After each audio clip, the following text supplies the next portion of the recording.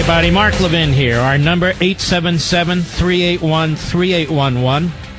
877-381-3811. Boy, oh boy, these earthquakes in Alaska. Big-time earthquakes. We wish all the people up there, number of affiliates up there, we wish you all the best. That's all we can do. It's a big country, Alaska. And it's a terrible act of nature. Not climate change, act of nature. But we wish you all the best, and obviously everybody will keep an eye on this. But I can't keep scrolling through what's taking place in Alaska because the news doesn't change. The information's coming very, very slowly. And in radio, that really doesn't work anyway because it doesn't keep you informed, and you sound like a fool. But ladies and gentlemen, I want to ask you a question. What do you do when a country is so unmoored from its constitution? What do you do when you have people who lack virtue in positions of power? Whether it's this clown prosecutor, the Soviet prosecutor Mueller, or whether it's Gerald Nadler. Gerald Nadler has been representing what? Parts of Manhattan and so forth for many, many years. He's a radical kook. Absolute radical kook. And he was on CNN today. He's being pushed by Alison Camerata. And by the way, when you hear him interviewed by Camerata, really, she could be the congressman, he could be the interviewer. The so-called journalists and the Democrats are one and the same. Now listen to this. This guy is going to be the chairman of the House Judiciary Committee. Listen to him. Cut one, go. But what are the serious questions that the Michael Cohen revelations reveal? Well, the president is right to be nervous right now because it appears that time is running out when he can hold himself above the law, and obviously the developments help with that. What does that mean? He hasn't held himself above the law. He hasn't done anything. He hasn't interfered with Mueller's investigation. He hasn't cut funding to Mueller's investigation. What is this? When he can hold himself above the law? What law are they talking about? And what kind of an interview is this with this idiot Camerata? Go ahead. Significance of the developments this week is that one of the central focuses of the investigation is we have known, it's become very clear that the Trump campaign colluded with the Russians in trying to subvert the election. No, they didn't, and there's no evidence of that whatsoever. Now, this is the chairman of the House Judiciary Committee. And I'm going to tell you how dangerous this man and how rogue this operation is in a moment with real historical facts. Go ahead. The question has been... How is that? How can you say that so definitively that they've colluded? Well, the fact that Manafort and Trump Jr. met with Russian agents who told them that they wanted to give them dirt on Hillary as part of the Russian government's attempt to help them, and that they said fine. I mean, it's clear that the campaign colluded, and there's a lot of evidence of that. The question is... listen to this. It's clear that the campaign colluded. There's a lot of evidence. And, the question is, was the president involved? Go ahead. The president involved. Did he know about it? I see. And he's not the only one. I'm laying this as a foundation for you because I want to get to another point. You got Ben Cardin, this really despicable fool from Maryland. These are heavy Democrat states and districts these people come from. Cut two, go. Well, we're starting to connect dots. We know that there are a lot of individuals who are connected directly with President Trump that were involved in matters involving Russia. What does that mean? A lot of people involved with matters involving Russia? So what? Man, oh Manischewitz, when this time in history is written about, I'm telling you right now, maybe I'm too old and some of you are too old, but others are going to look back on this and just be stunned. Go ahead. We're now starting to see a pattern. We've seen this for over now several months. We're getting close to the end of the Mueller investigation. Pattern of what? The guy doesn't even say anything. Seeing a pattern of what? A pattern of Mueller destroying lives in order to get these phony pleas for false statements or perjury? Go ahead. This is pretty important information, and I think it just underscores the importance of letting Mr. Mueller complete his investigation without any outside influence, particularly from the White House. There is no influence. They've been talking about influence for 18 months. There is no outside influence. What are they talking about? So they're just trying to create this narrative. And it's the big lie, and they're good at it. And they repeat it and repeat it and repeat it, and the media help them. Then you have this guy, Eric Swalwell, who's a complete lowlife. But he's on CNN. Most of these people are on CNN. In fact, every one of them. Nadler, Cardin, Swalwell, you're going to hear. CNN, go ahead. So you have questions, but you're not saying you have hard evidence right now that he lied about other topics, just to be clear here. Well, we also, as it relates to the June 9 meeting, we have strong evidence that Trump and Cohen talked almost daily about campaign stuff. And so they talked almost daily about campaign stuff. What does that mean? Doesn't mean anything. I'm just taking them at their own words. Go ahead. When you take circumstantially what we know about that relationship and how close Trump's office was to Cohen's. Yeah, I understand what you think, but I'm just asking, do you have hard evidence that Michael Cohen lied to your committee about anything else? Good for this lady. Harlow was her last name. Good for her. Go ahead. We have circumstantial evidence, which is treated the same in the law as direct evidence. You don't have any circumstantial evidence. Of what? Folks, do you remember that it was the Obama administration that covered up Russia's interference in the election? Remember that? And Obama did that to protect Hillary Clinton. People forget this. And then there's Gloria Borger. Stick with me. I'm getting to a point. At CNN also yesterday. Cut 4, go. And I spoke with a source who is very close to Michael Cohen. Who now said let's to me, think. A source very close to Michael Cohen, Mr. Producer. And close to CNN. Who might that be? Might it be Lanny Davis? Now, I don't know if it's old Lanny or not, but Lanny's welcome to come on so I can question him. Go ahead. in no uncertain terms, Michael has the goods. He has extremely valuable information. So what does he have? Tell us. What kind of reporting is this? Michael has the goods. Michael has the goods, but he just pled to lying to Congress. Go ahead. This clearly goes beyond the Trump Tower, Moscow, that we're talking about, although that is crucial and important. But if Michael... All right, so I want you to listen to this entire thing and tell me any substance whatsoever. Go ahead.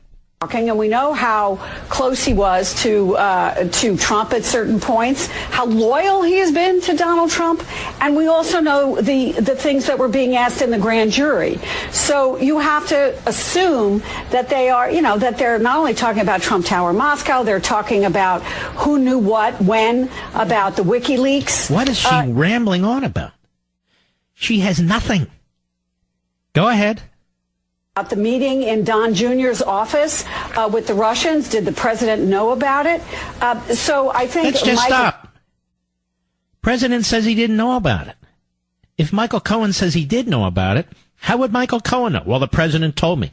The guy keeps pleading guilty to tax evasion, to violating campaign laws, to violating taxi medallion laws, whatever the hell that is, to lying to Congress. Go ahead. Now, who was the man who said he would take a bullet for the president, has now become Brutus to the president because he has this need now to his people say, tell the truth and come clean, and is no longer in the business. She has said absolutely nothing. Nothing. So all day long, yesterday, today on CNN, Nadler making an outrageous allegation, can't back it up. Ben Cardin making an outrageous allegation, no substance. This Eric Swalwell, same thing. Gloria Borger, a so-called journalist, rambling on like a homeless person. And then there's the detestable Jeffrey Toobin, rounding out the CNN coverage. Go ahead. But, what he keeps saying that, well, everybody knew I was negotiating in Moscow during the first half of 2016. That's obviously untrue. I mean, we all know what he did and didn't say, and he did not say he was negotiating with Russia, and that's important because this was the period when he was being so mysteriously solicitous to Vladimir Putin. Why did he keep saying such nice things about Putin? Why did they change the Republican platform? Ladies and gentlemen, there was no deal. If he was a Putin stooge, there would have been a deal. There was no deal, which undercuts everything this clown is saying. Go ahead. Russia. It becomes clearer if he had a financial motive to ingratiate himself with the Russian leader. Okay, so what substance does he have? None whatsoever. That's all CNN. All CNN. Now, when we come back, there are people out there who are posing as experts on impeachment. I want to talk to you about an expert on impeachment. A former late professor at Harvard by the name of Raoul Berger. He wrote the definitive book on impeachment in 1973, during the Nixon era.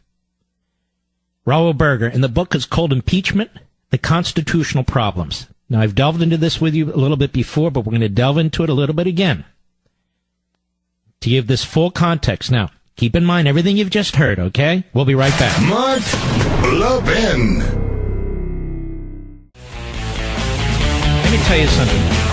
If the Democrats seek to impeach this president, based on what they're saying here, this pablum, if the Democrats seek to impeach this president, the media and the Democrat Party will unleash a fury they're not prepared for.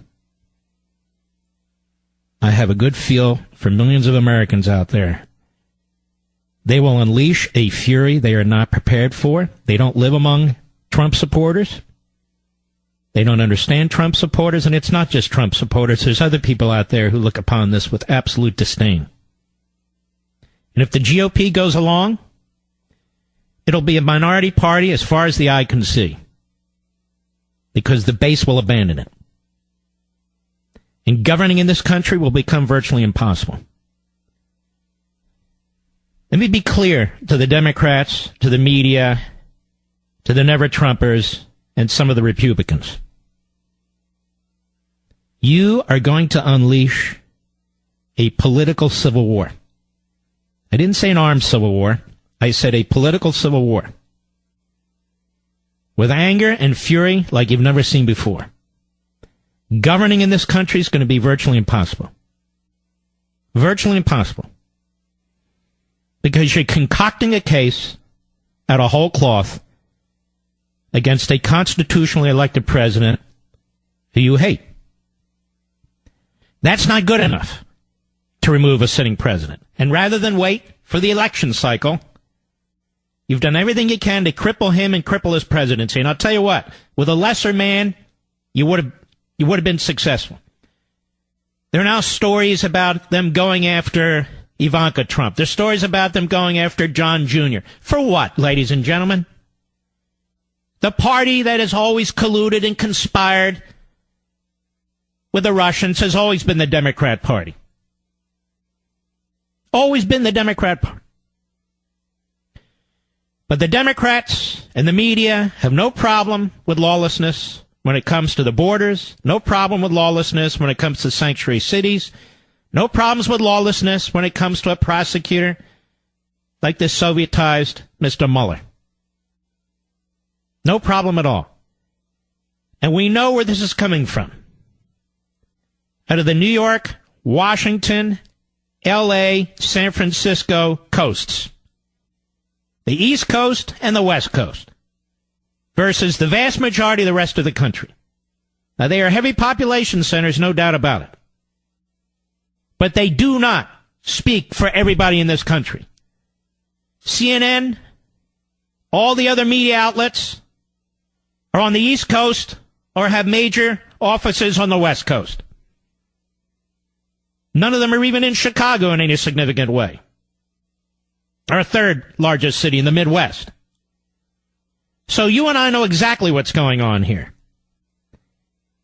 These hardcore radical leftists are contriving, not even evidence, are contriving information leaked to them, to the media,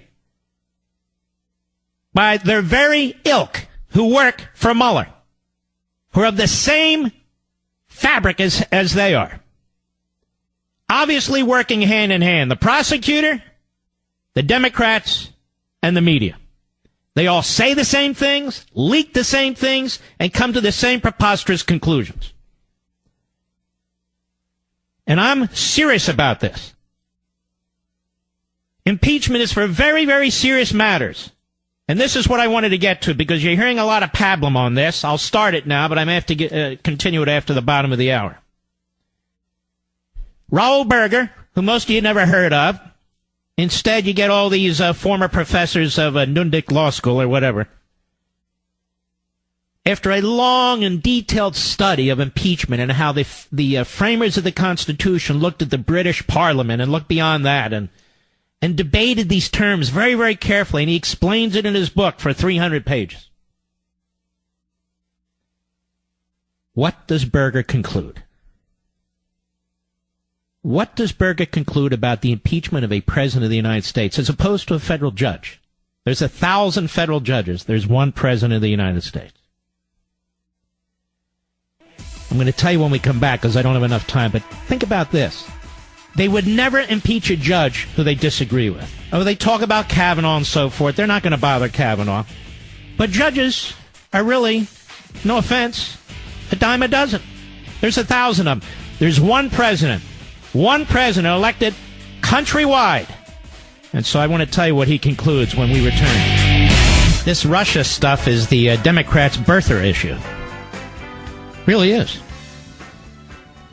But the media love it. The Democrats love it. They don't even care if it's accurate. And that's what's going to be their ultimate undoing. I am telling you that these people are going to unleash a fury that they are not prepared for. Now, when you went to the voting place and you voted, and Trump won fair and square, and then they go on and on and on about how, well, the Russians interfered, and, of course, who was president at the time? Obama, but blow that off, of course, and what the FBI and the intelligence agencies did, well, blow that off, too. What the FISA courts did, well, blow that off, too, and Hillary Clinton and her ties laundered through her favorite law firm and Fusion GPS to the Russians, well, ignore that, too. And so we got to paste together this convoluted, complex thing, and all the people around Trump lied.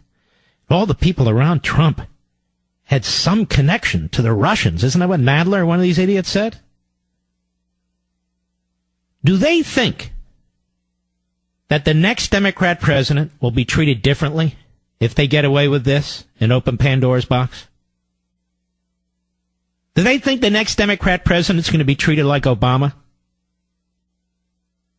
Forget about the Republicans. By you and me. Hell no. There's a lot of us who resent this. We resent the effort to burden this president, burden his family, bird dog them day in and day out, headline after headline after headline. Then he lashes out at various news organizations and reporters, and he's the one threatening freedom of the press. This is Kafkaesque. This is upside down. This is Alice in Wonderland. And we know it. So the media in Washington, D.C., and the media in New York City, and the media in Los Angeles, they think that they've got all the power. Well, they've got a lot of power. But we are still Americans, and we still think for ourselves, and we still know what the hell's going on in this country. And I'm going to get to Raoul Berger in a minute. Let's take a listen to what he had to say after his thorough analysis. He says scholarly studies are more apt to provoke fresh polemics than to still incessant debate. Even so, I would maintain that history furnishes a plain answer to at least one question that has long cluttered analysis. The test of an impeachable offense in England was not an indictable common law crime, And when the framers withheld from Congress the power to inflict criminal punishment, which had been exercised by Parliament under the course of Parliament, as distinguished from the general criminal law, when they limited congressional sanctions on impeachment to removal and disqualification and left criminal punishment to subsequent indictment and conviction, they plainly separated impeachment from criminal process. To insist, despite that separation, that impeachment is criminal is to raise grave constitutional doubts. Does a subsequent prosecution by indictment constitute double jeopardy? Is trial by jury required on impeachment? Now, you might say, Mark, doesn't this make the contrary point? No, it doesn't. Who is leading this impeachment drive, Mr. Producer? A criminal prosecutor. A criminal prosecutor. That's all it can be. I've been saying this from day one. What else could it be? If the Department of Justice's position that you can't indict a sitting president, and Mr. Rosenstein appoints Mr. Mueller as special counsel to investigate fluff, mush, and whatever, no crime alleged, that's what this has been from day one. And so when you take in context what Raul Berger's talking about, this is even worse. It's even worse. They say impeachment is a political issue. That's not what Berger says. It's a constitutional issue. It's not a criminal issue. It's not a purely political issue. It's a constitutional issue. The Constitution doesn't say impeachment is a political issue. That's not what it says. The Constitution doesn't say the majority wins. It lays out specific words, which have specific meaning, which relate back to the British Parliament. And they adjusted some of those words. So the problem here, ladies and gentlemen, from a constitutional perspective, I know this is way over Jeffrey Toobin's head. It's way over Swalwell or whatever the hell the goofballs, all of them. And they don't care. I mean, these are lawless political hacks. But if impeachment does not require criminal indictment because they're supposed to be completely separate, the triggering of a criminal investigation for the purpose of pursuing impeachment is on its face unconstitutional. In addition to Mr. Mueller's appointment, which I've only talked about 4,000 times, Berger says the chief lesson which emerges from the Johnson trial, President Andrew Johnson, he was impeached and he missed being convicted by one Republican vote, is that impeachment of the president should be a last resort. But they've been talking about impeachment, ladies and gentlemen, since the day Donald Trump was elected president of the United States, as a first resort. He says inevitably it becomes colored by party spleen, however justified in purpose. An attempt should first be made to accomplish that purpose by less explosive means. But they don't want less explosive means. They want to take him out. They want to take his family out. And basically, they want to take you out.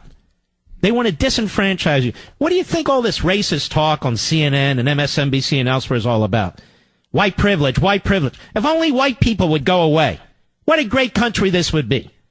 If only white people would shut the hell up and accept their bigotry. What a great country this would be. It's sickening. It's outrageous. But they see that there are areas of the country that are not hard East Coast, hard left coast, that do not vote Democrat or are Trump Democrats and previously Reagan Democrats. So they need to drown them out. They need to crush you people. And so you're dismissed as racist white privilege types when you know you're not. He says the chief lesson which emerges from the Johnson trial is that impeachment of the president should be a last resort. But it's a first resort with these people. Now they keep saying, no, we're not pressing it. What they're going to do is take this Mueller report, wave it around and say, we have no choice, America. Look what we've been presented with. We have no choice.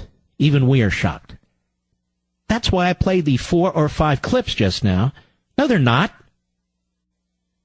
These public appearances by these politicians, particularly the incoming chairman of the House Judiciary Committee, and these media analysts urging on Mueller. Mueller watches this. His staff watches this. They're telling Mueller, go ahead, do it, pull the trigger, we'll be there for you. And then Berger writes, finally, a decent regard for the design of the founders. He resolved to avoid the excesses which forever stigmatized the President Johnson trial, should constrain the Congress to disclaim unlimited power and to act within constitutional confines. If there are limits to the impeachment power, the Senate may no more act in excess of those limits when it acts judicially than when it acts legislatively. In other words, it doesn't have absolute free will. It's supposed to follow the Constitution like everybody else in government. Every branch of government is confined to the limits drawn in the Constitution. And the chief purpose of those limits was to fence in the much-feared legislative branch. It was not left to the unlimited discretion of that branch to disrupt the other branches through resort to the impeachment power. And earlier in the book, he talks at great length about how impeaching a president is far different than impeaching anybody else in government. Now, you might say, well, what about the Clinton impeachment? Well, what about it? Clinton's conduct while he was in office, suborning perjury, obstruction of a civil trial, things he did in the Oval Office that he sought to cover up, undermining a court case. Trump hasn't done any of that. He hasn't done anything. So they're trying to fabricate a case. And the media, as I said the other day, they are celebrating this. They are cheering this. They are working with the prosecutor's office. All of a sudden, Michael Cohen is a big deal. Michael Cohen is a slip and fall slob, soon-to-be ex-lawyer. Not much different than Avenatti. And then you can see the Stalinist Mueller going after Corsi and Stone. These are bit players. They don't even matter. To try and build the case for Jerry Nadler. To try and build a case for Adam Schiff. To try to build the case for Nancy Pelosi. To try to build the case for all those people on CNN and MSNBC, at the Washington Post and the New York Times. He's building the case for them. For the East Coast and the West Coast. That's what he's doing. I'll be right back. You know, in Rediscovering Americanism and the Tyranny of Progressivism, you don't have to buy it, please. You don't, really, seriously.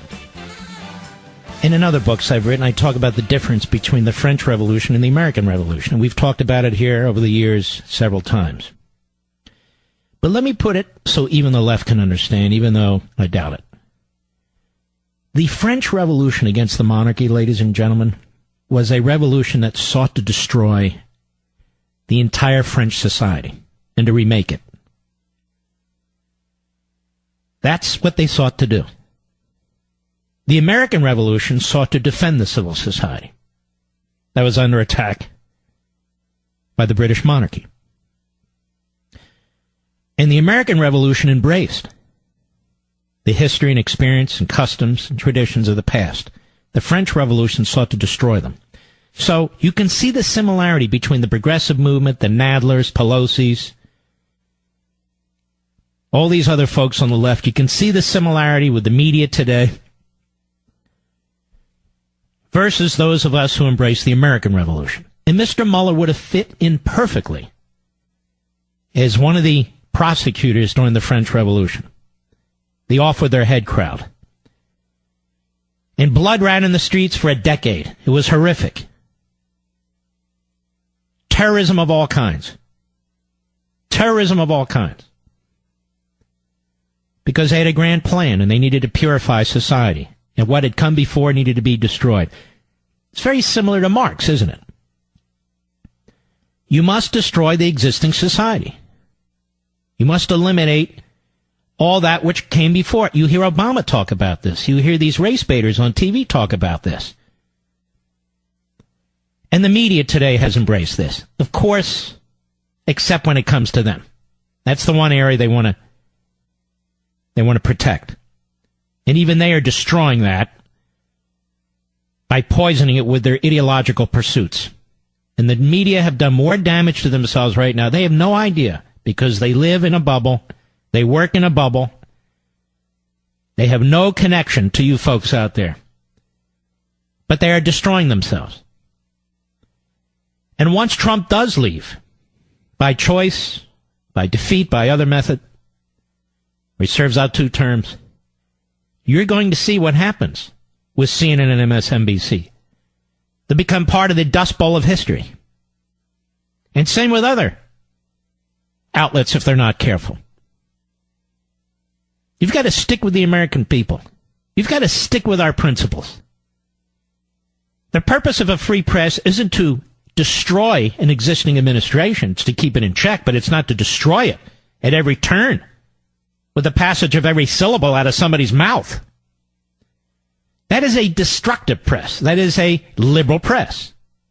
That's not a free press.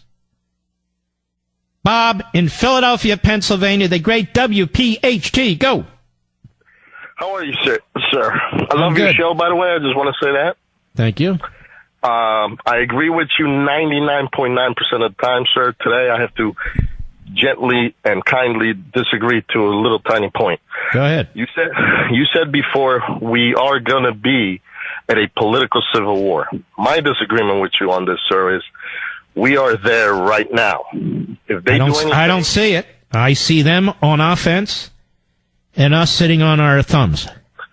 And I believe that we've been voting, doing everything by the book. And if they push this, the way they're pushing, just like they're pushing, attacking Second Amendment with red flag laws in 5 states, and they push this president out by lying and cheating like the communists that they are, we're just going to go to a full-out civil war. No, I can't endorse that, and I don't believe that. But you know what? Anything's possible, particularly when you see the armed Marxist militia called Antifa. CNN, Don Lemon and others basically were very passive in their coverage of Antifa and other violent left-wing organizations, no question about it. They're very passive in their coverage of MS-13 because they want to continue this narrative that everybody coming across the border is a potential rocket scientist, so they ought to come in illegally, legally, or any way they can. So to that extent, I agree with you. Thank you for your call, sir. I hope it doesn't reach a point like that. I'm certainly not here to instigate it or encourage it. What I'm saying is the opposite. If the Democrats and the media, one and the same really, and this Soviet-style prosecutor keep going at this and then move on impeachment, I think exactly what I said. They're going to unleash a fury in this country that they do not understand because they're not part of the rest of the country, and they don't care about the rest of the country. I'll be right back. Hello, everybody. Mark Levin here. Our number, 877-381-3811, 877-381-3811. Now, we'll continue with this subject with callers, but there's also another matter I want to discuss. Let me see if I can pull it up here. We'll do our best. Of course, when I need it, we lose it. Bear with me, folks. We're having technical difficulties. You know what that's another word for? Things are screwed up. All right, I'm almost there. There it is. I want you to listen to this op-ed. This is an op-ed by Sean Steele. Now, many of you are wondering, well, who's Sean Steele and why does it matter? Sean Steele was the former California Republican Party chairman. We lost more seats in California than were ever anticipated. 7 seats. There's now 7 Republicans out of California. 7 Republicans. That's it. The biggest state with the biggest population. And this didn't just happen overnight, ladies and gentlemen. They've been working on this for years. And I want you to listen to what this gentleman has to say. Young Kim was poised to become the first Korean-American woman elected to Congress. Her 14-point lead was the lone bright spot on an otherwise dismal night for Orange County Republicans. But over the past week, Republicans have watched the first-generation immigrants' lead evaporate.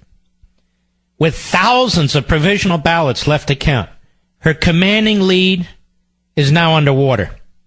She lost 1 week after the election was over.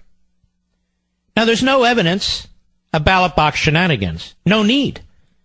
Democrats know it's easier to erode voter integrity laws than to stuff ballot boxes. And this is so true, which is why I'm reading this to you.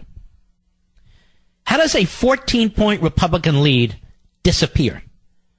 Merciless and unsparing California Democrats have systematically undermined California's already weak voter protection laws to guarantee permanent one-party rule. This is what we're up against, folks. Non-citizen voting. California has expanded voter eligibility, with some communities granting illegal immigrants the right to vote. In 2016, San Francisco approved a measure that allows people in the country illegally, I'm quoting, and other non-citizens the right to vote in local elections, according to the Associated Press. This year, San Francisco spent $310,000 in tax dollars to register 49 non-citizens to vote in a school board election.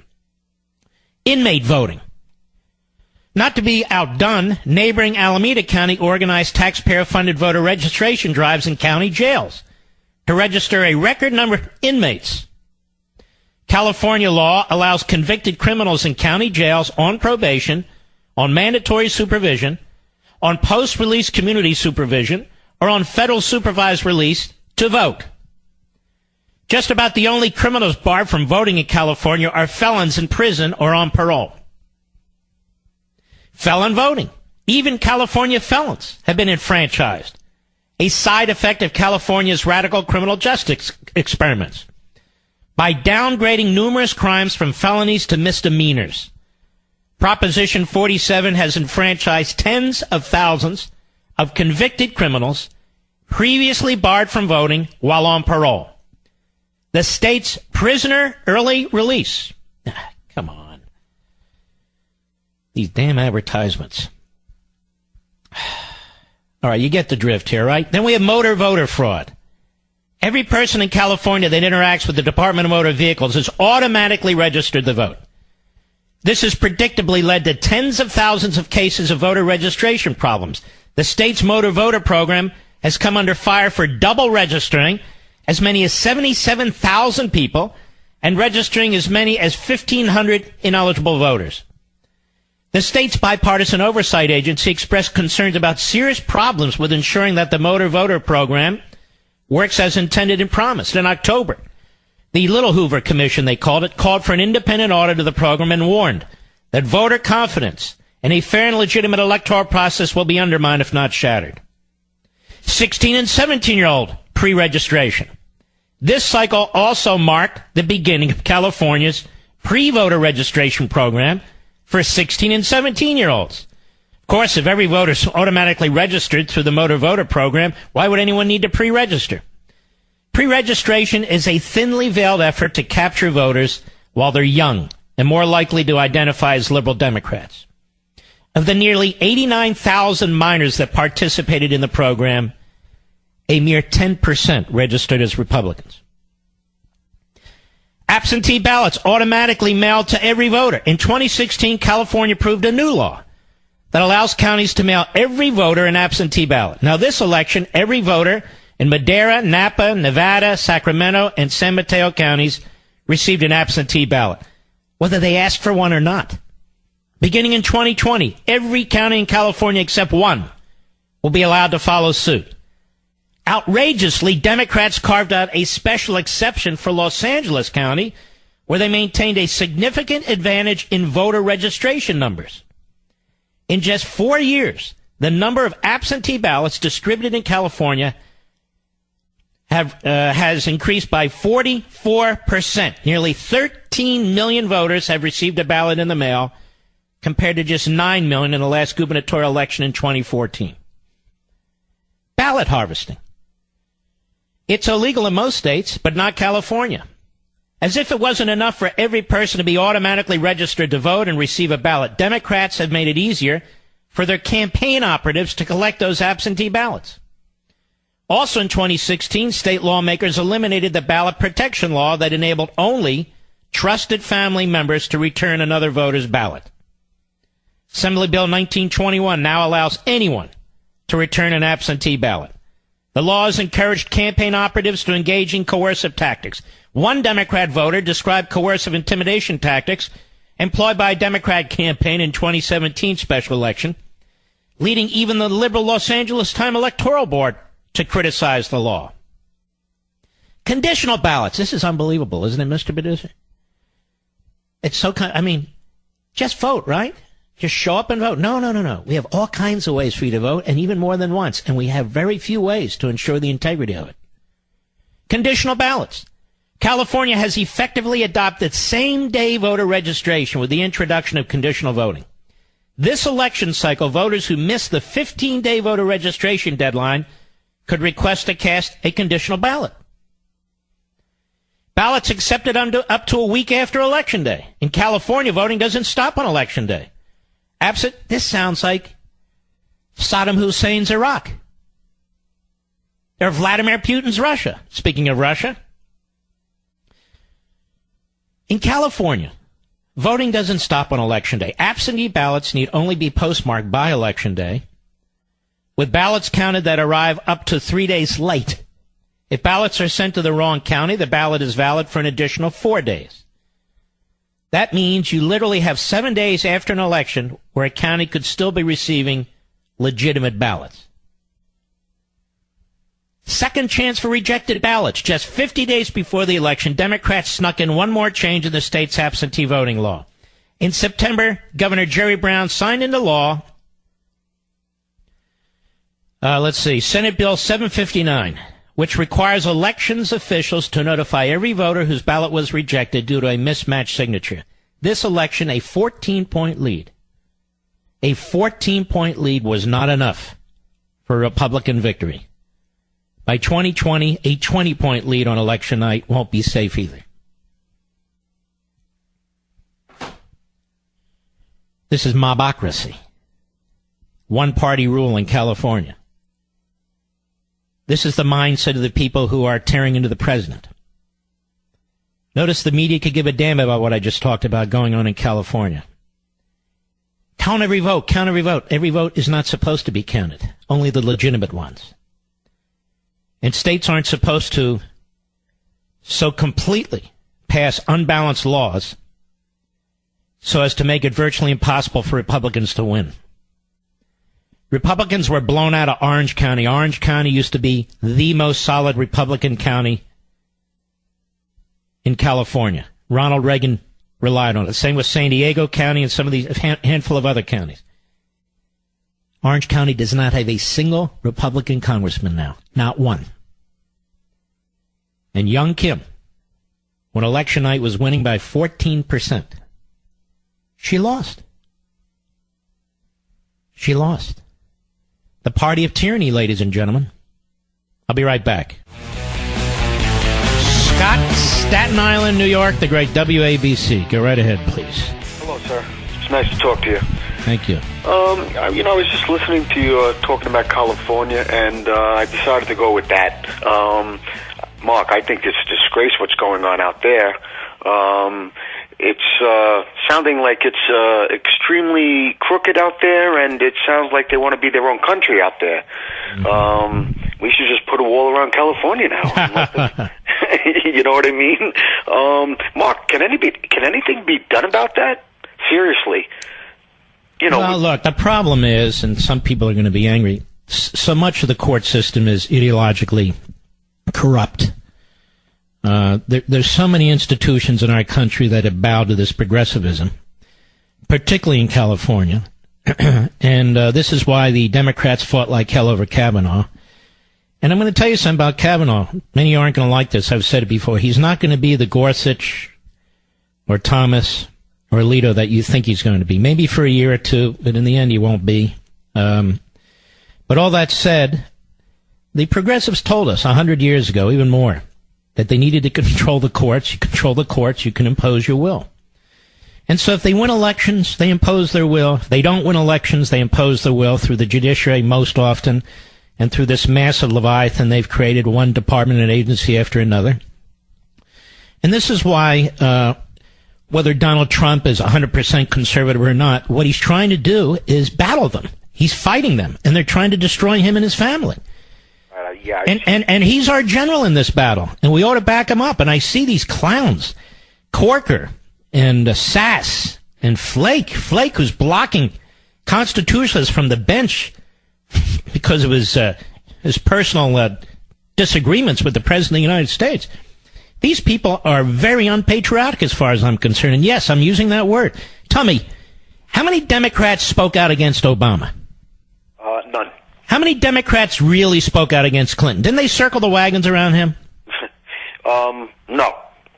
Yeah, exactly. Well, there were a few, of course, but not like what they're doing to President Trump. The Republicans hate him. The Republicans hate President Trump. And it's nothing like with the Democrats, with Clinton, or with Obama, or even Bush. They just don't like this man, sir. And and what they do to his family, it's disgusting. And I think that a lot of Americans are very disgusted with this. Now, the Democrats and the media are going to look at this midterm, and of course, you can see it now. They're going to double down, triple down, quadruple down, put their foot on the gas pedal, and really hit the road.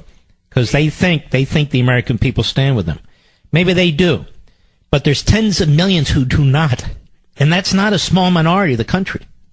I agree with you, sir. And, they think that everybody in New York City or out in, California, I can see that. Not everybody in California feels the same way, as the loonies out there.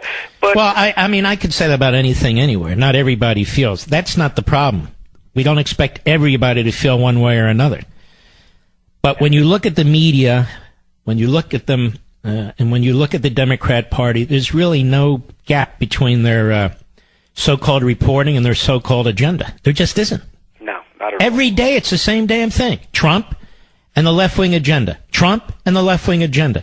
Look, they embraced Avenatti, now they pretend he doesn't exist. They embraced a porn star, now they pretend she doesn't exist. They despise Michael Cohen, now they embrace Michael Cohen. We can go on and on down the line on this stuff. This is who the media have become. So true, sir. And it's great to speak to you. I really appreciate your knowledge. All right, God bless, Scott. You too. John, White Plains, New York, the great WABC. Go. Hi, Mark. I just want to say I'd like to know why Andrew Weissman hasn't been disbarred yet. I worked in the court system in New York State for 33 years, and I saw lawyers being disbarred for a lot less than what this man has done. Mm-hmm. Beats me. I'm no big fan of the American bar or many of these courts, even though I'm a lawyer, but I don't know how he gets away. But tell me, how did Avenatti get disbarred by now? Yeah, it's but this man has actually done things, had people put in prison. Well, he destroyed Arthur Anderson, didn't he? And the corporations, right. Yes. Yeah, absolute disgrace. So why did Mueller hire him? Because he wanted that guy because of his reputation. Because Mueller's a hatchet man. And he's a hatchet man for the Democrats and the media. Well, he's a Republican. I could care less. We have all kinds of weirdo Republicans, don't we? That's only a name, Exactly. All right, my friend, I appreciate your call. I mean, seriously, folks, why would Rosenstein pick Mueller, who's buddies with Comey? And then Mueller picked this guy Weissman, and mostly Democrats and donors to Democrats. I mean, that should tell you everything you need to know. And notice the media never discuss it. Ever.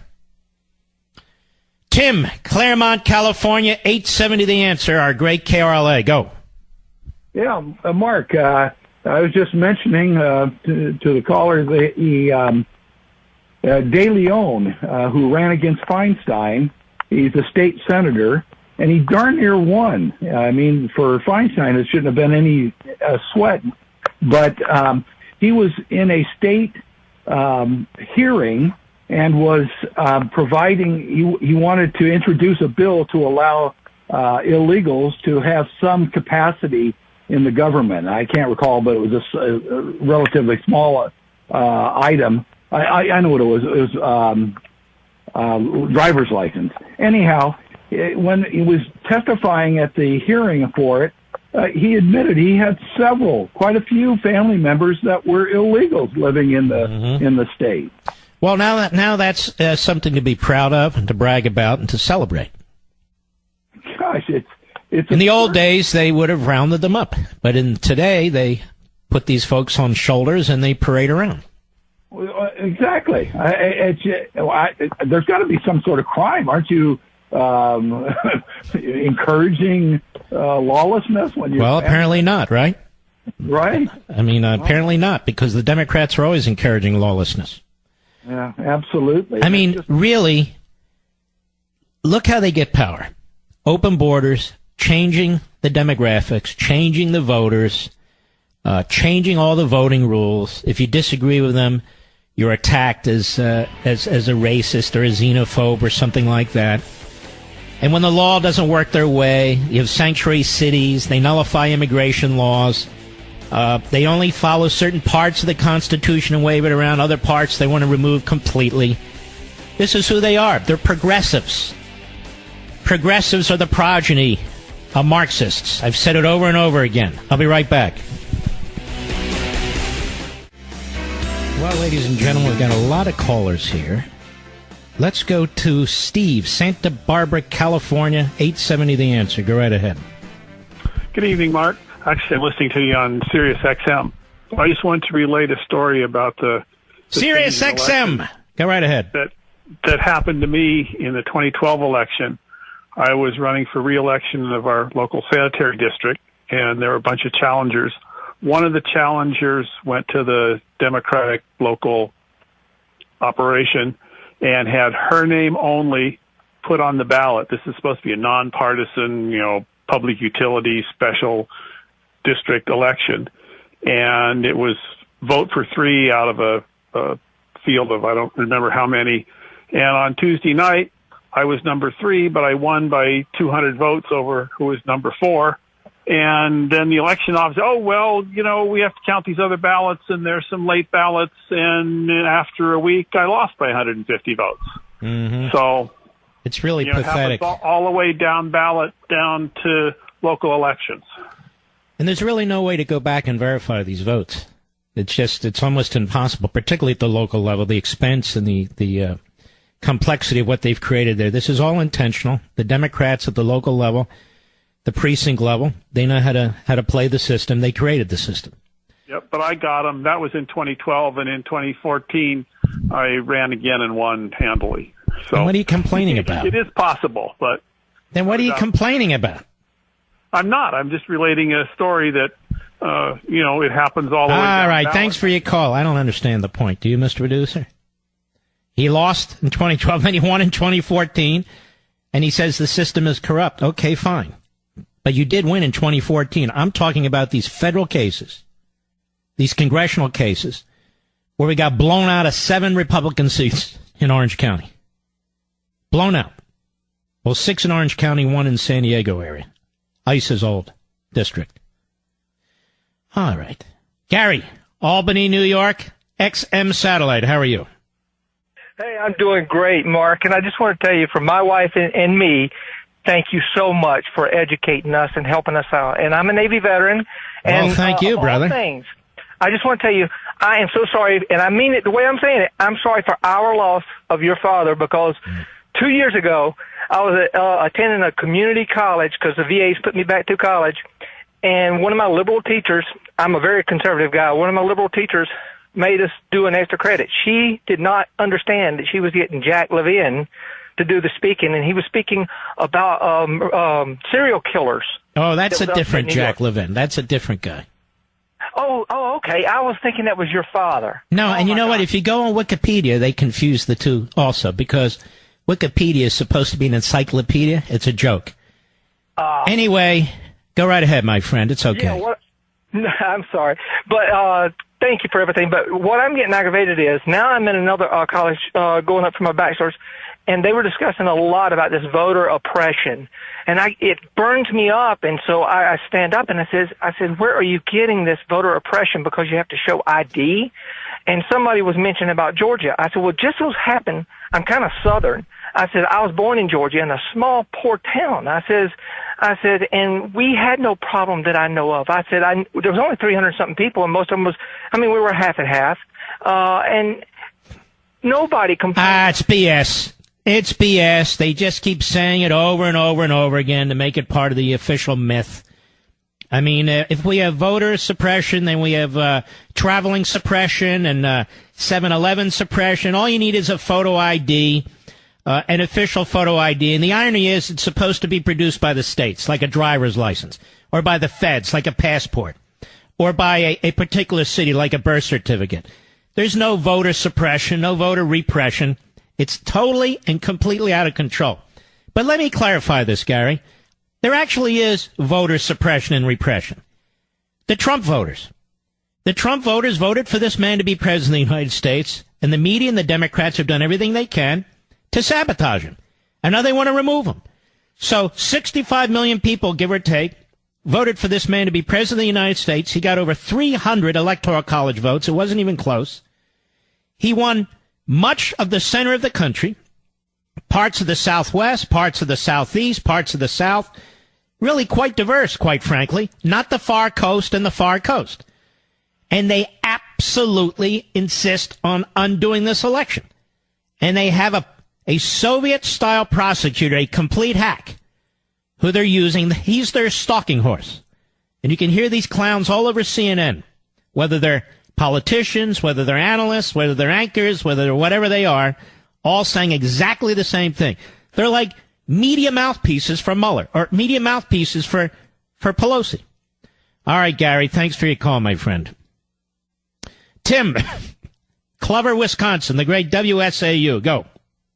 Hey, Mr. Levin, I was just calling real quick in reference to a comment that you made to a caller last night right before the end of your show about the millennial survey. Right. And the distinction was you reminded him that not all millennials are bad. I'm a millennial, and I know we deserve a lot of the trash talk we get, but you pointed out that all of us that had served in Iraq and Afghanistan and Syria, we volunteered. We weren't drafted, and so our patriotism should be recognized for that. I agree. And coming from a man like you, that meant a lot to me personally, and I wanted to say thank you. Well, it's my honor. It's the least somebody like me can do. I don't like these generalizations unless they're deserved, and in this case, they're not. But really, if we're going to focus on a generation that has really created a situation in which younger people are indoctrinated and go through these indoctrination mills, it's my generation. We did this. These colleges and universities, these public schools, these kids going to these universities, colleges, and public schools, they didn't create them. We created them. We're the ones who gave into the NEA and the AFT. We're the ones who gave into social justice, quote unquote, whatever that means. We're the ones who tolerate it today. Even though we're the ones who pay the property taxes and the income taxes, we tolerate it today. How many people go to their local school board meeting? I was a school board member when I was in law school. You know who goes to the school board meeting, sir? The left. The teachers union. People who want more taxes. People who want more programs. The social activists. The race baiters. They mostly are the ones that go to the school board meetings. Anyway, I want to thank you for your service. I'll tell you what, don't hang up. I want to send you a copy of my dad's book, Our Police. I'm sure there's somebody in your life who will enjoy it. Our Police. So don't hang up, Tim. And you all can get it on Amazon.com. And let me just say this quietly. If you have a police officer or anybody in law enforcement in your family, this is a great gift. I'm not saying they're going to read it, but it's a great gift for their children and their grandchildren. Maybe it's your children and grandchildren. As a matter of fact, this is how we push back. This is how my father pushed back. This is how I push back. People say, what do we do? Well, some of us are doing stuff. Really. So you can go, just type in at Amazon, Our Police, and it'll pop up, and you can get it rather quickly. It's 30% off. There you go. That's big because it was only 10% off a few days ago. So it's 30% off at Amazon.com. My suggestion.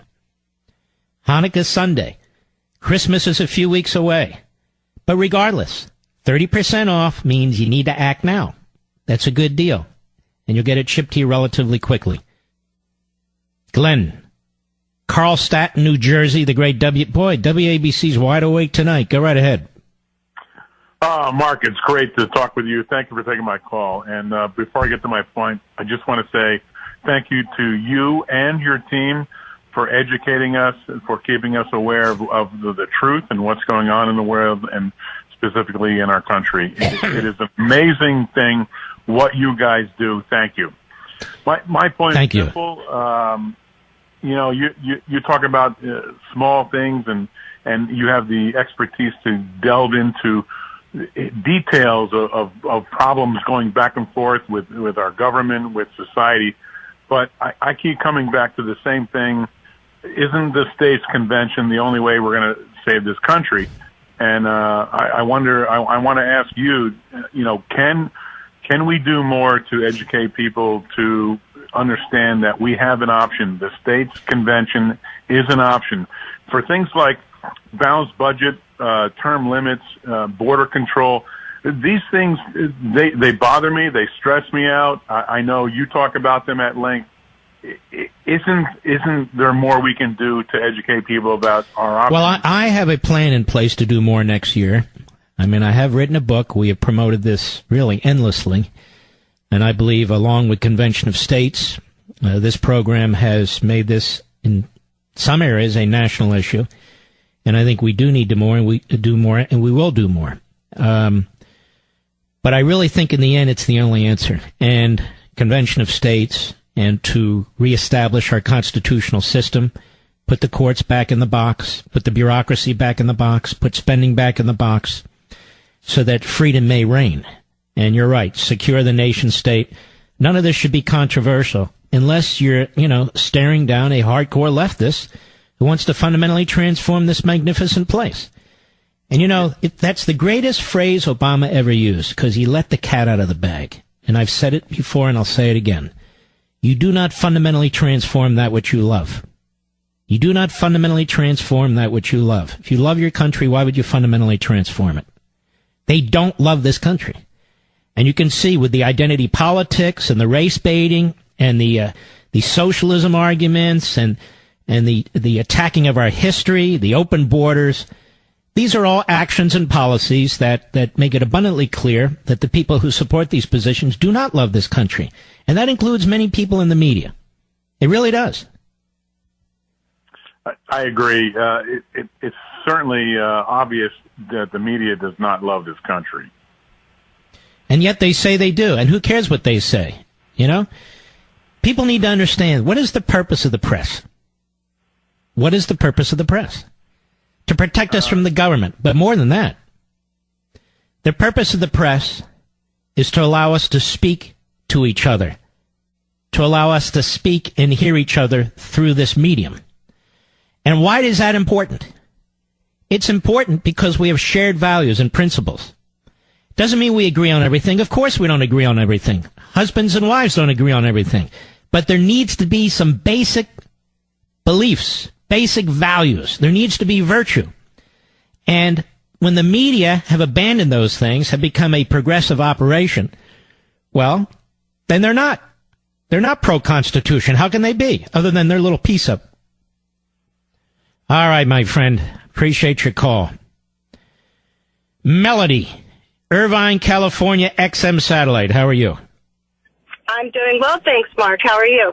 Okay. I just wanted to make a comment that living here in Irvine, California, we are the heart of the Republican Party in Orange County.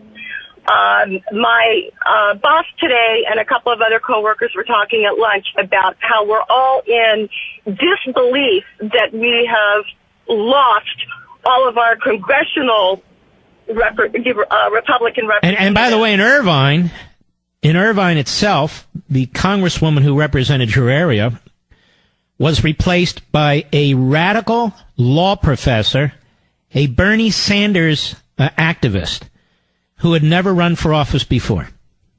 And she won by like 400, 500, 600 votes. How is it that they all win by 400, 500, 600 votes? Isn't that amazing? Well, it is amazing, but not only have we lost our U.S. congressional person, we lost our state representative, Matthew Harper, who has been in our district, representing us in the state for quite a while. We don't even have any Republican state representatives. And we're all in shock because the last numbers we saw, they may have changed since the last time we looked, but Orange County went overwhelmingly for John Cox, who was the Republican governor candidate. So explain to me how we can all vote for John Cox, but we can't get a Republican I'll explain it. I read that article to you, which kind of lays it out, that there's every conceivable backdoor way of winning an election after an election that the Democrats have put in place. They don't care about Cox, because Cox they felt wasn't going to win. But they're picking off these congressmen, they're picking off these assemblymen, these state senators, and so forth. And this is what iron-fisted one-party rule is like. It's a horrible, horrible thing. All right, Melody. I understand. I got kids and grandkids who live out there. We'll be right back. Hello, everybody. Mark Levin here. Our number, 877-381-3811, 877-381-3811. Indulge me for a minute. I hope very much that you'll watch Life, Liberty, and Levin on Sunday. We have a terrific show. We get into a whole lot of issues, very, very important issues. Our colleges and universities, identity politics, what's happening to free speech in this country with Heather McDonald.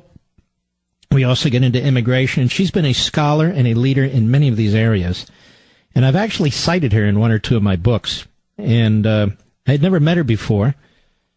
And she's terrific, really, really sharp. And I think you're going to enjoy the program. So after all the politics is said and done throughout the weekend, and the sports is said and done throughout the weekend, 10 p.m. Eastern Time, 7 p.m. Pacific Time, Life, Liberty, and Levin, I think you'll enjoy it. Now, look, I'm only doing this as long as you're interested in it. That's the truth. I've got 4 jobs, and it gets harder and harder to balance them all. Radio. I write my books. That's a lot of work. Levin TV. And my Fox program. So if there comes a time when you're really not that interested, then there's really no need for me to do it. And I'll tell you why. I don't need FaceTime on TV. I'm not one of these people who dies to have FaceTime on TV. Am I, Mr. Producer? I kind of avoid it. I'd be on 5 Fox shows a week. I appreciate it. Don't get me wrong. I appreciate it very, very much. But it's just not possible. And whether I'm recognized in the street or not is not something that I live for. Better than I'm not, quite frankly. I do what I do because life is limited. And I've been blessed. So I use whatever format I can to advance the cause of liberty. Like you, I have kids and I have grandkids, and it means everything to me. That's what I was taught by my mother and my father. And I don't talk enough about my mother, and down the road I will. But that's the way we were raised. And my parents had nothing, absolutely nothing when they started out. They were as poor could be. But they taught us. They taught us about this country, loving this country. That their ancestors, Jewish immigrants, mostly from Russia, how they came here with nothing. But nothing was everything because they were free from pogroms and the like. There were no food stamp programs. There were no food stamp programs. There were no welfare programs, excuse me. None of that existed in the 1870s and 1880s. None of it. And like so many of you, my parents, they were never on the government dole. They never worked for the government. We need people who do work for the government. Good, patriotic people. But that wasn't them. That wasn't them. They started a nursery school, in a summer camp, day camp. They did everything, and they worked like dogs. And they eked out a living, took care of their 3 sons. My dad would leave the house at 5:30, 5:45 in the morning. You get home around 7 at night, 7:30 at night. My mother, the same thing. Any of the cooking that took place at the nursery school, my mother did the cooking. The toys were mostly made out of wood. My father made the toys. He made the desks. He made the chairs. Most of the playground he made. And during the summer, same thing. They eventually sold it. I'm telling you this story because it's all of your stories. They eventually sold it. Didn't make a whole lot of money. And they started a little retail shop in a town called Jenkintown outside of Philadelphia, where they would sell furniture. It wasn't a big store. First, it was a very small store. Porcelain lamps, statuettes, little things, jewelry. Then they did better and they expanded the store. Then they retired. Not wealthy, but they retired. And to the end, my father was a super patriot, and my mother is too. And they always told us, you can be whatever you want to be in this country. This is an unbelievable country. Anybody can be whatever they want in this country if you embrace freedom. And you take the chip off your shoulder. And you reject the propagandists, most of whom are on the public payroll or in the media. That's why people struggle to get here. Some people struggle to get here to rip off the system. Some people struggle to get here because they're getting legal advice by leftists on how to get welfare. But some people are trying to get here because they heard about America and the greatness of America. Most of them are not elected liberal Democrats or members of the media. And let me tell you this. As a Jewish person, there is no other place on the face of the earth other than Israel, which is a Jewish state. But there's no other place on the face of the earth where poor Jewish refugees coming out of Europe, specifically Russia and the Ukraine and so forth, could accomplish what they've accomplished, what I've accomplished. No other place. And let me tell you a little secret. That applies to African Americans too. I don't know of another place on the face of the earth. That applies to Latinos too. I don't know another place on the face of the earth, and nobody else does either. And all minorities. Because despite all the propaganda and hate rhetoric, day in and day out from these tenured phony professors who brainwash our children, and these sanctimonious, elitist, actually quite stupid anchor men and women, we know differently, don't we? We embrace capitalism, private property, the market system, and yes, profit. We reject centralized decision-making, redistribution of wealth, because we know that's tyranny. We embrace the rule of law, particularly as minorities, because it's quite obvious what happens when the mob takes over. It's quite obvious what happens when the mob takes over. And I think I'm speaking for many people out there. People with African heritages, Middle East heritage, Asian heritage, people who come from Latin America, Irish Americans, Italian Americans, German Americans, you name it. Americans all. And so it's particularly pernicious when people in public office use propaganda and demagoguery and emotional appeal to try and destroy this country from within. You can see where it's leading. I spent a lot of time on this earlier this week, maybe it was last week, on the growing anti-Semitism in the Democrat Party. In fact, the growing anti-Semitism in the media. When was that? Monday, Mr. Producer? I think it was Monday. And it's true. Among the Bernie Sanders supporters. Among others on the hard left. And so, there's a lot to be thankful for in this country, a great deal to be thankful for. And there's tens of millions of us who share this viewpoint and are trying to defend the heritage of this country that drew our parents and grandparents and great-grandparents. So we don't just turn into another failed socialist European experiment. And let me remind you what has come out of Europe. Not just representative government and the notion of parliament and so forth. Fascism has come out of Europe. Communism has come out of Europe. Not out of the United States. These are alien ideologies.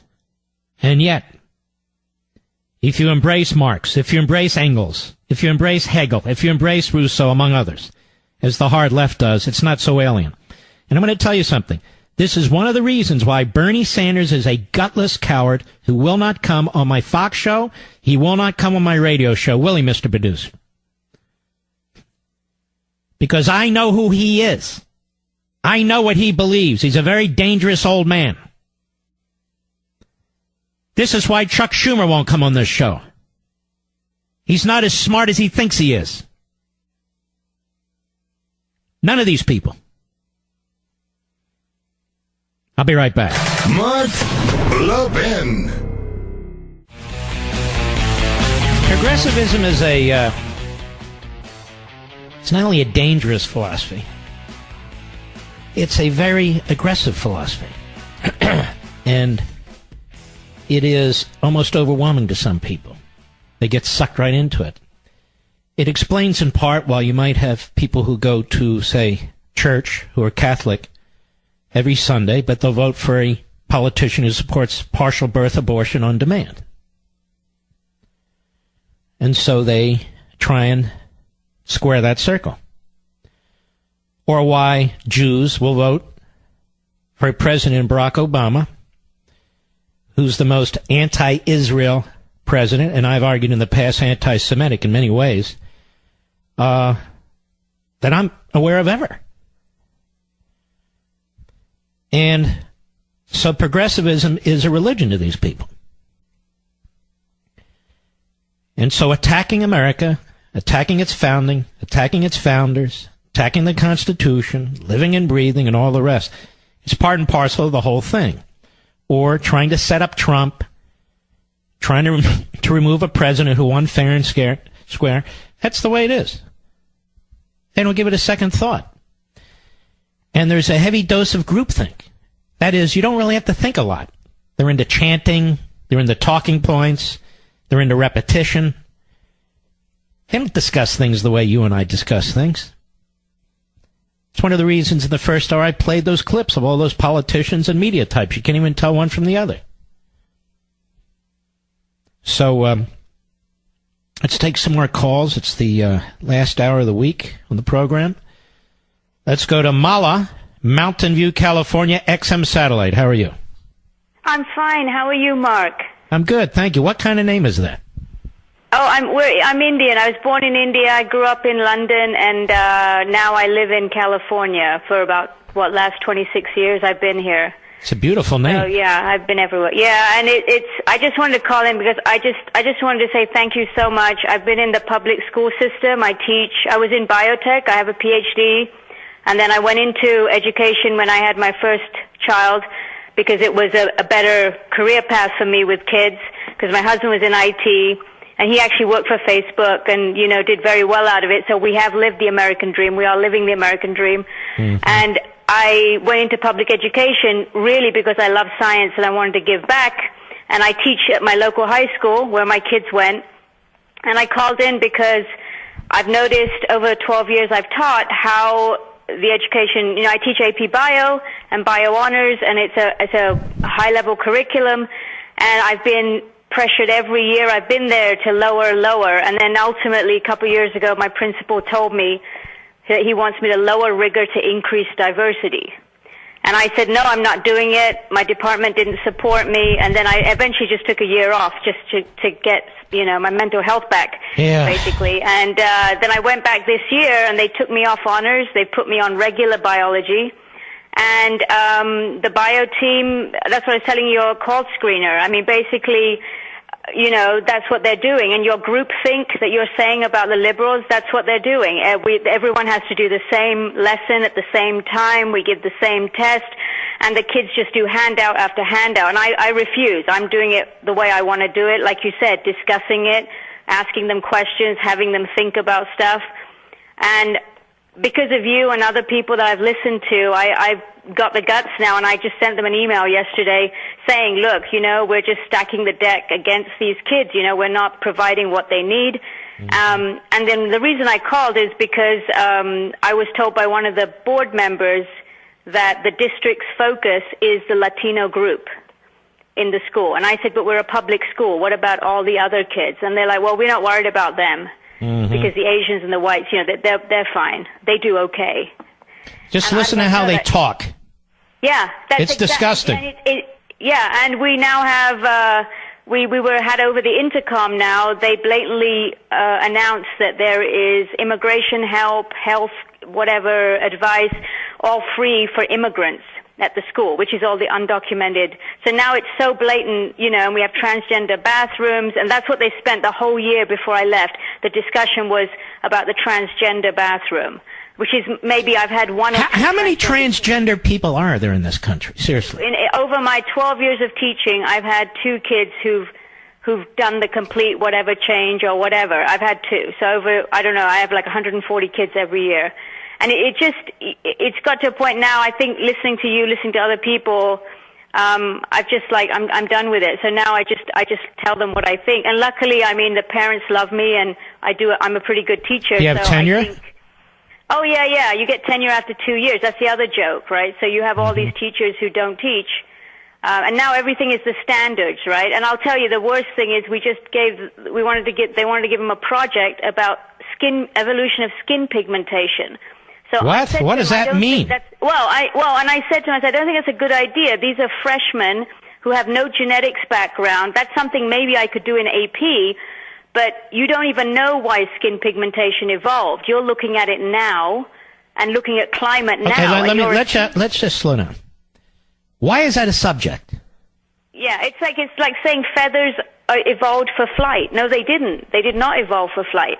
And then what they're doing is they're giving them set data, they're giving them graphs, and they're giving them leading questions. So now we're doing exactly what you shouldn't do in science, is you're leading them to a conclusion that you want. And it's apparently the whole purpose of it is so that they understand that you can't discriminate between each other based on skin color. And it's not even in the standards. The standards But Mala, they're doing exactly that. Yeah, and they want you to teach in the standards. It's actually human evolution, which is we have fossil evidence for whatever. That's what they want us to teach. But my group, which is I'm outnumbered because there's 4 of us and I'm the only one. And I've decided after, like I said, getting some courage from you guys, I've decided next year I'm just going to teach whatever I want. I'm going to teach them basic chemistry. I'm going to teach them all the fundamentals. And the Latino kids in my class who work hard are so I have to go, but you're fascinating. Outstanding caller, and your kids are very lucky to have you. Thank you. We'll be right back. We got a lot of exciting things coming up. One I'll be announcing early next week, and other things. Very, very exciting. There was one other thing. Again, not for promotional purposes. But I was reminded that when I went off the air last night, I almost forgot. The Mount Vernon, Washington's home, Alexandria, Virginia, outside of Old Town, is a magnificent place. And I would go there often as a young guy, coming down from Philadelphia and so forth. Go there often with my father. But a document became available, and I've told you about this a few years back. It was a fascinating document. The problem was it didn't belong to Mount Vernon. People were trying to sell it. That was okay. But it was the final lease on Mount Vernon that was given to, the lease was let to George Washington by his aunt. And in exchange, it shows what he got and what he had to pay. And it's entirely handwritten. None of it's typed. Can you believe that, Mr. Producer? Anyway, yeah. It's in George Washington's handwriting.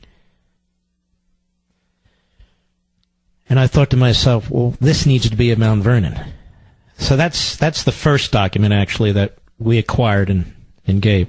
And by the way, I honestly didn't know this, and apparently I'm the only one who didn't know this. Do you know in many school systems they don't teach handwriting anymore?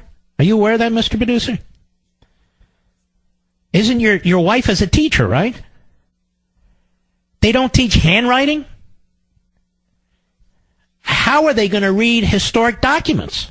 How are they going to read documents that are 10 years old? We're like digressing intellectually. More into, indoctrination and less into actual free thinking. So they don't teach script anymore, or in a lot of places they're not teaching script. This is crazy. It's like de-educating a society. Absolutely crazy. I was appalled to hear this. Man, oh man. Victoria, Cedar Grove, New Jersey, the great WABC. Go. Mark, thank you for taking my call, and thank you for what you do. Thank you. I have to tell you something I think is great. I have a brand new niece, and I didn't know what to get her. I didn't want to get her a stuffed animal or a cute little outfit. Her mother has 7 siblings. Oh, wow. I went out and bought Our Police. Why did I buy Our Police? Because her daddy's a policeman. Beautiful. When this little girl, Madeline Ray, gets old enough and they read the book that your dad wrote, she'll say, just like my daddy. And when she has children of her own, her children will say, just like my pop-pop. Thank you, Mark, and thank you, Dad. It's a Oh, great my book. gosh. I'll tell you what, I hope you inscribe it to her, too, because that will last forever and ever and ever. That's beautiful. Thank you, Victoria. Getting beautiful stories about this book, particularly at the holiday season, and particularly for law enforcement families. Billy, Los Angeles, California, 870 The Answer, the great KRLA. Go. Denali, great one. I can't believe I'm actually talking to you. Forgive me if I sound nervous or I'm stumbling. You're doing great so far. All right. Well, I was calling because many of my fellow callers always call in saying, Mark, what can we do? What can we do? So I have a couple ideas being from Los Angeles, in the heart of the blue socialist state. You mean other than moving? Yes, other than moving. Do you want the out-of-the-box ideas first or the simple ones? Well, we're going to run out of time, so give us the smartest ones. Okay. If you are a Republican living in a heavily blue district and want to run for office, don't commit suicide with an R next to your name. Run as a Democrat. Just because you win as a Democrat doesn't mean you can't vote like a Republican. I call it Operation Dino. Yeah? What's that mean? I know you want me to ask. Democrat name only. Yes. Not a bad idea in some circumstances. No, it's not, especially when an R is just a suicide mission. And I think the state of California... particularly if some of the R's don't stand for anything. Exactly. So I'm thinking with the state of California the way it is, the problem the Republican Party has is that it views the Democrat Party as the political enemy when it's the political battleground. If socialists can take over the Democrat Party, why can't Republicans? Very interesting. Next, if you're an entrepreneur or business owner, you may not be a teacher, but you can volunteer your time to teach inner-city kids about business principles while encouraging entrepreneurship and capitalism. That is an excellent point. When you remove the convenience of automatic tax deductions and feel the pain of writing a check to the IRS, it becomes harder to remain liberal. Although there's a lot of liberals who do just that. The richer they get, the more dumb they seem to become. But anyway, go right ahead. If you want to stop voter fraud and illegal you're like the Henny Youngman of ideas here. Take my wife, please. Or is that Rodney Dangerfield? Republicans in Los Angeles. Yes. All right, so if you want to stop voter fraud and illegal activities, we need eyes on the inside. Volunteer for a Democrat campaign. I call it Mission Whistleblower. It's a subsidiary of Operation Dino. These are clever ideas. Yeah. You want the last one? Go ahead. This one's simple. Anyone can do this. Pick two people in your life, a registered Republican who rarely votes and a politically ignorant person who isn't registered. Register the politically ignorant person and drag them along with the rare voter to the polls. Simple. Mm-hmm. Problem is, once the election results are tallied, you've got what we talked about, all this after-the-fact voting, after-the-fact tallying. You know, how many votes do we need, that sort of stuff. It's really, really bad. All right, Billy, very, very clever ideas. And some of them, actually, I think are astute. Thank you, sir. Deborah, Clearwater, Florida. Where's Deborah calling us from? Clearwater, Florida. I know, but how are you listening to us? It's 12:50 a.m. I'm not sure what the lot is. WHNZ. Yes, sir. WHNZ, and I just want to say what an honor it is to speak with you. I've been listening to you now for a couple of years, and I know that you had said earlier in the beginning of the program, you know, with all this going on, what can we do and this and that? Well, we can pray. And I believe that you can keep doing what you're doing because you give us hope, you motivate us, and you teach us so many things. But one thing, the main reason I'm calling, and I listen every night, is I heard today, I love Prime Minister Benjamin Netanyahu and Israel, and I know that that's God's chosen. And I heard today that a man from CNN was fired because of the comments he was making about Israel and about the ethnic cleansing. And I really agree with that. I forget what show I was listening to, but they thought maybe that CNN is starting to get a conscience. I wanted to know. No. Let me tell you, we are among others who really hammered away at this Mark Lamont Hill. It's not the first time, and the kinds of things he says are very, very out there and very nasty. And he did it again. And the phrase he used, and he knows what phrases he's using because he's highly informed about this, and he's been very much radicalized, is to exterminate the Jews in the Jewish state. From the river to the sea, from the Jordan River to the Mediterranean Sea. Okay, well that's called Israel, isn't it? Yes, it is. And so CNN, Mr. Zucker there, I believe he's supposedly Jewish. And, I mean, there's a point at which the media, you know, they expose themselves. I don't know why they hired this guy in the first place. This is not his first time. Yeah, that's what I understand. And now since I've been listening to you, I'm getting older and I'm getting more involved in his politics, and it's so interesting. And I just love, I just love you and your family, and the way you speak about your beautiful wife, Julie, I think is so precious. And I pray for you about your loss with your father. And thank you. And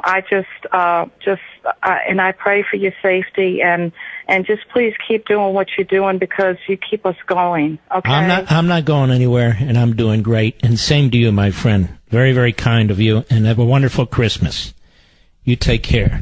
What am I doing? Hold on, I got to find a damn thing. Once again, my computer. You know. All right. By the way, Mr. Producer, I understand there's a radio host out there. Barely a radio host. Who at the turn of the new year is going to be broadcasting with an orange can and a string. Have you heard about this? That's what I hear. No, I don't believe in mandatory retirement. But when you're long in the tooth, I mean, maybe you ought to step aside and enjoy life a little bit. But an orange juice can and a rope and a string? I mean, I don't think many people are going to hear that. Let's go to Milton, Roseburg, Oregon, Sirius Satellite. How are you? Yeah, thank you for taking my call, Mark. I really appreciate it. You got it. I'm a long-time listener to this station, to you, to Hannity, to Will Cow, different ones on this station. All right. And something that you said a little bit earlier really struck a chord in my heart, Mark. And that was you're talking about your parents and growing up in this country. And so many people. And Mark, I'm one of the deplorables. I'm one of those people that voted for Trump because he was a businessman, not because he was a preacher, not because he said things politically correct, but because he said it as it was and just let the chips fall where they may. Mark, when I was growing up, my first job, I made 25 cents an hour leading a horse to plow. My second job was delivering newspapers at 2 o'clock in the morning on a bicycle.